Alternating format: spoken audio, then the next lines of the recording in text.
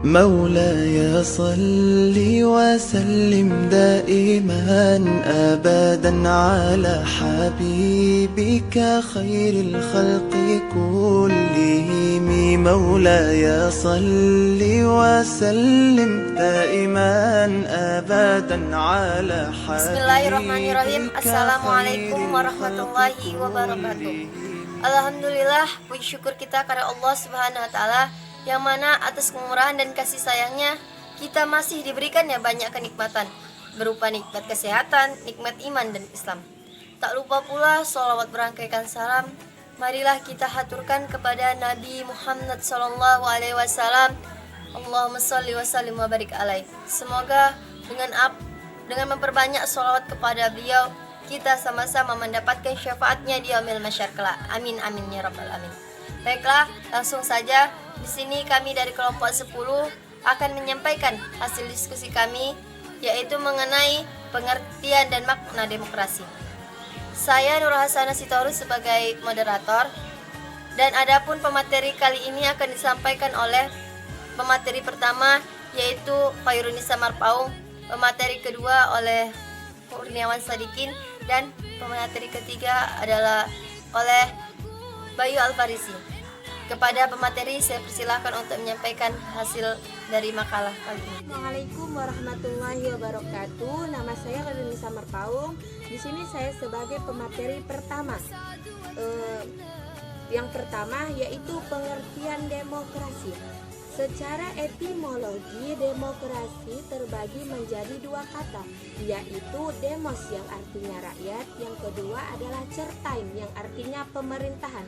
Jadi, demokrasi adalah pemerintahan oleh rakyat di mana kekuasaan tertinggi di tangan rakyat dan dilakukan secara langsung dan tidak langsung atas dasar suatu perwakilan.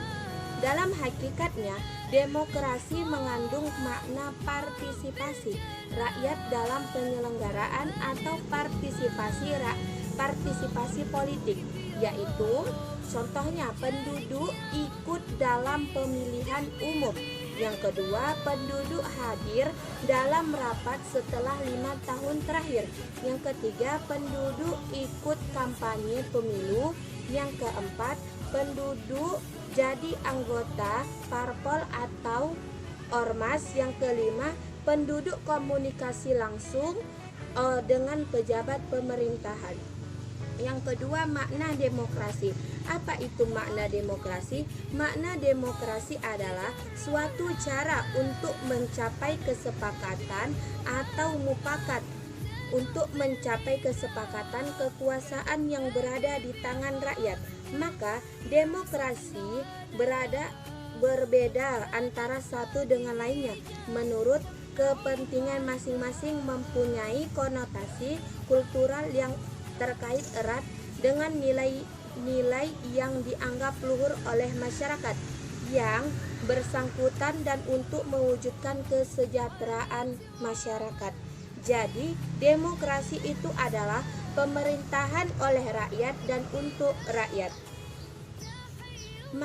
Yang ketiga, manfaat demokrasi. Apa itu manfaat demokrasi? Yang pertama, kesejahteraan sebagai warga negara. Yang kedua, memenuhi kebutuhan umum. Yang ketiga, pluralisme dan kompromi. Yang keempat, menjamin hak-hak dasar.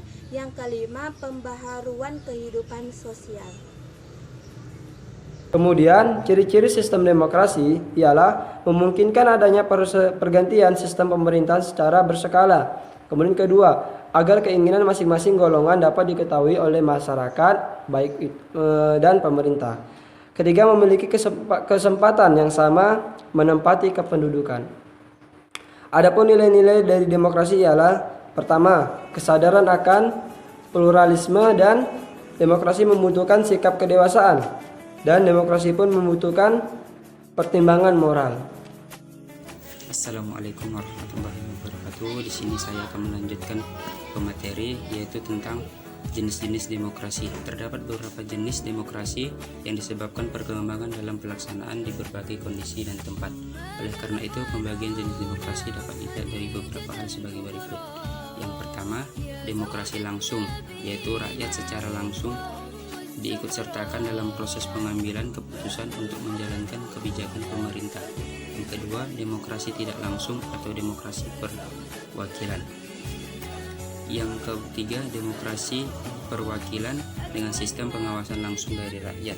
Yang keempat, demokrasi formal, yaitu demokrasi ini disebut juga demokrasi liberal, yaitu secara hukum menetapkan semua orang dalam kedudukan yang sama dalam bidang politik tanpa mengurangi kesenjangan ekonomi. Yang kelima, demokrasi material. Demokrasi ini memandang manusia mempunyai kesamaan dalam bidang sosial ekonomi, sehingga persamaan bidang politik tidak menjadi prioritas. Demokrasi material dikembangkan di negara sosial komunis. Yang keenam, demokrasi campuran. Demokrasi ini merupakan campuran dan kedua demokrasi tersebut. Demokrasi ini berupa menciptakan kesejahteraan seluruh rakyat dengan menetapkan persamaan derajat dan hak setiap orang. Yang ketujuh, demokrasi liberal, yaitu memberikan kebebasan yang luas pada individu. Yang kedelapan, demokrasi rakyat atau demokrasi proletar. Yang kesembilan, demokrasi sistem parlementer. Yang kesepuluh, demokrasi sistem presidensial.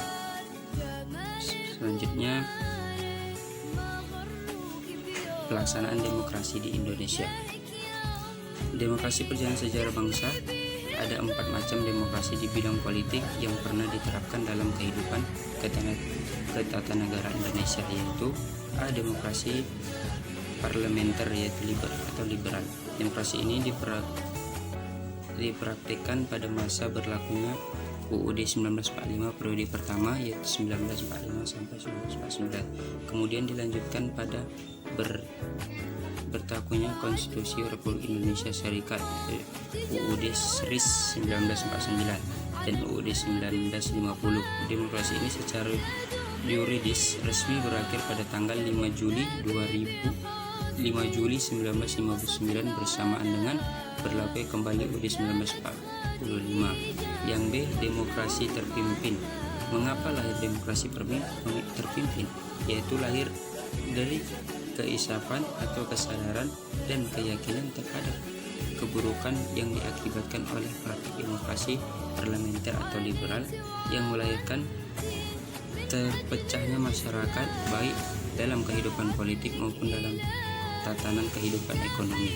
Secara konsepsional, demokrasi terpimpin memiliki kelebihan yang dapat mengatasi permasalahan yang dihadapi masyarakat. Yang C. Demokrasi Pancasila pada era Orde Baru. Demokrasi Pancasila mengundang arti bahwa dalam menggunakan hak demokrasi teruslah sertai rasa tanggung jawab kepada Tuhan Yang Maha Esa. Menurut agama dan kepercayaan masing-masing, menjunjung tinggi nilai-nilai kemanusiaan sesuai dengan martabat dan hakikat manusia. Haruslah menjamin persatuan dan kesatuan bangsa, mengutamakan musyawarah dalam menyelesaikan masalah bangsa, dan harus dimanfaatkan untuk mewujudkan keadilan sosial. Yang D. Demokrasi Pancasila pada era Orde Reformasi. Demokrasi yang dijalankan pada masa reformasi ini masih tetap demokrasi Pancasila, namun perbedaannya terletak pada aturan pelaksanaan. Berdasarkan peraturan perundang-undang dan praktik pelaksanaan demokrasi, terdapat beberapa perubahan pelaksanaan demokrasi Pancasila dari masa Orde Baru pelaksanaan demokrasi masa reformasi sekarang ini, yaitu 1. Pemilihan umum lebih demokratis, 2. Partai politik lebih mandiri, yang ketiga lembaga demokrasi lebih berfungsi, yang keempat konsep trias politik atau 3 pilar kekuasaan negara masing-masing bersifat otonom penuh. Terima kasih, sekian dari saya. Assalamualaikum warahmatullahi wabarakatuh.